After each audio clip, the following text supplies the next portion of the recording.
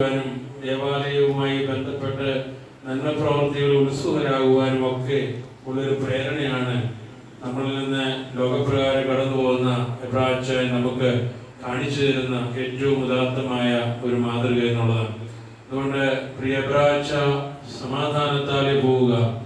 കർത്താവിൻ്റെ സന്നിധിയിൽ സ്വർഗീയമായ വാസസ്ഥലത്ത് അദ്ദേഹം അങ്ങേക്ക് പ്രവേശനം ലഭിക്കുവാൻ ഇടയാകട്ടെ എന്ന് ബലഹീന കുറവുള്ളവരുമായ ഞങ്ങളെ പ്രാർത്ഥിക്കുന്നു.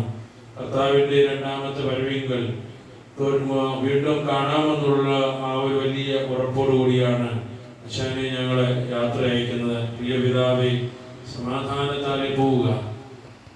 ഈ സംസ്കാര ശുശ്രൂഷ ഏറ്റവും അനുഗ്രഹമായി തരുവാൻ ഇടയാകട്ടെ എന്ന് പ്രത്യേകമായിട്ട് പ്രാർത്ഥിക്കുന്നു. കുടുംബാംഗങ്ങളെ ദൈവം തമ്പുരാന്റെ അദൃശ്യമായ കരം നീട്ടി ഈ കുടുംബത്തിന് ദൈവം സമാധാനം നൽകട്ടെ.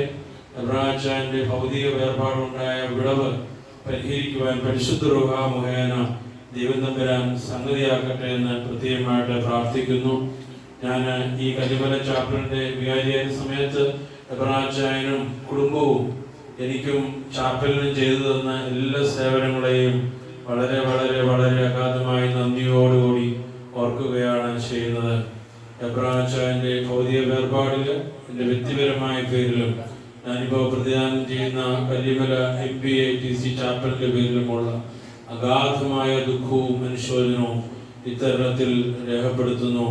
ഞങ്ങളും ഈ കുടുംബത്തോടുള്ള ദുഃഖത്തിൽ പങ്കുചേരുന്നു.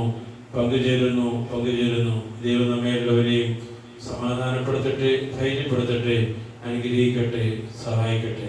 എനിക്ക് അനുശോചന വാക്കുകൾ പറയുവാൻ അവസരം അസിസ്റ്റന്റ് വികാരി അച്ഛനോടുമുള്ള കൃതജ്ഞത അർപ്പിക്കുന്നു.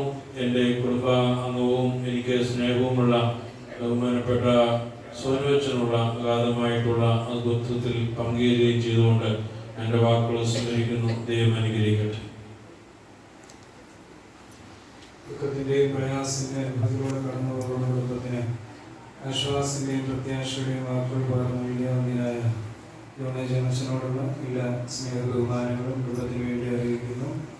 നാളെ രാവിലെ 10 മണിക്ക് ശേഷം അമ്പലത്തിൽ വെച്ചുള്ള ശുശ്രൂഷകൾ നടത്തപ്പെടുന്നതാണ്. അതിനുശേഷം പൂർത്തിയാക്കി കല്ലിമല സെന്റ് ഗ്രിഗോറിയസ് ചാപ്പലിലേക്ക് കൊണ്ടുപോകുന്നതും അവിടെ പ്രാർത്ഥനകൾക്കും അന്തിമോപചാരങ്ങൾക്കും ശേഷം പ്രഭുദേവാവ് സെന്റ് മേരീസ് കത്തീഡ്രൽ ദേവാലയത്തിൽ സമാപന ശുശ്രൂഷകളും സംസ്കാരത്തിൻ്റെതായ ബാക്കി ഭാഗങ്ങളും പൂർത്തീകരിക്കുന്നതാണ് എന്ന കാര്യവും സ്നേഹത്തോടെ അറിയിക്കുന്നു.